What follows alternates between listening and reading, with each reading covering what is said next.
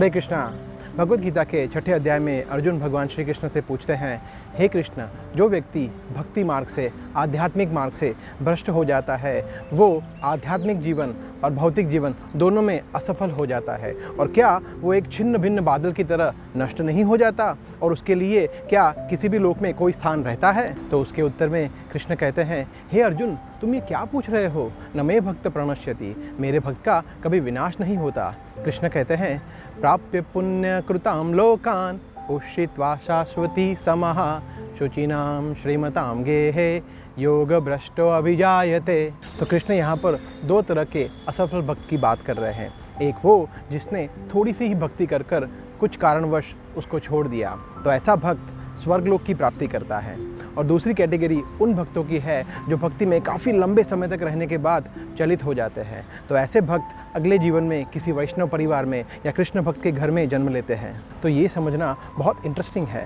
जिस स्वर्ग के सुख की कामना लगभग सभी करते हैं, बड़े बड़े पंडित पूजा करवाते हैं, अनुष्ठान करते हैं, लोग तपस्याएँ करते हैं, दान करते हैं, किसके लिए? स्वर्ग जाने के लिए। तो वो स्वर्ग की प्राप्ति तो कृष्ण की केवल थोड़ी भक्ति करने से ही हो जाती है। वाओ! और दूसरा पहलू समझने का ये है कि एक वैष्णव परिवार में जन्म लिया हुआ छोटा सा बच्चा जो भक्ति में लगा हुआ है वो ऐसे करोड़ों जीवों से श्रेष्ठ है जिन्होंने स्वर्ग की प्राप्ति की हुई है। तो हम देखते हैं कि ऐसे कई सारे बच्चे हैं जो अपने भक्त माता पिता के निर्देश में भक्ति में बहुत तेज़ी से आगे बढ़ते हैं। इनफैक्ट वो बचपन से ही श्रीमद् भगवद गीता और भागवतम के श्लोकों का बहुत सुंदर तरीके से गान करते हैं। वो मृदंग और करताल बजाने में निपुण होते हैं, भजन और कीर्तन करते हैं, और भगवान के विग्रहों का श्रृंगार करने में, उनकी पूजा करने में बहुत आसक्त होते हैं। तो कैसे ये बच्चे बचपन से ही इतने दिव्य गुण प्रदर्शित करते हैं? तो इसका एक्सप्लेनेशन ये है कि ये बच्चे अपने पूर्व जन्म में भक्ति योग में बहुत ही आगे बढ़े हुए भक्त थे, और कृष्ण की कृपा से उनको ये फिर से अवसर प्राप्त हुआ कि वो अपने जीवन को सफल बना सके। हमारे इस्कॉन के संस्थापक आचार्य his divine grace AC Bhaktivedanta Swami Srila Prabhupada ये कहते हैं कि जितनी भी कृष्ण भक्ति हमने इस जीवन में की है वो हमारी परमानेंट एसेट हो जाती है, जो कभी नष्ट नहीं होती।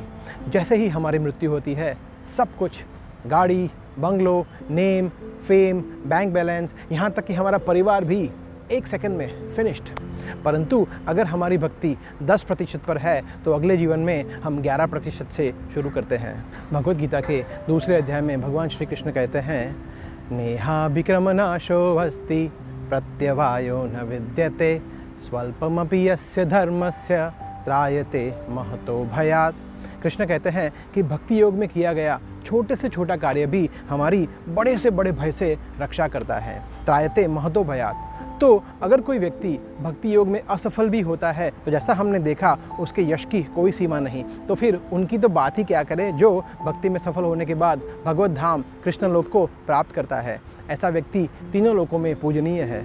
तो हमें ये कभी नहीं सोचना चाहिए कि कृष्ण भक्ति के प्रयास में अगर किसी कारणवश मैं असफल हो गया तो, मुझे कृष्ण प्राप्त नहीं हुए तो, मैं तो यहाँ पर भी एंजॉय नहीं कर पाया और इस जीवन के बाद भी मुझे कृष्ण प्राप्त नहीं हुए।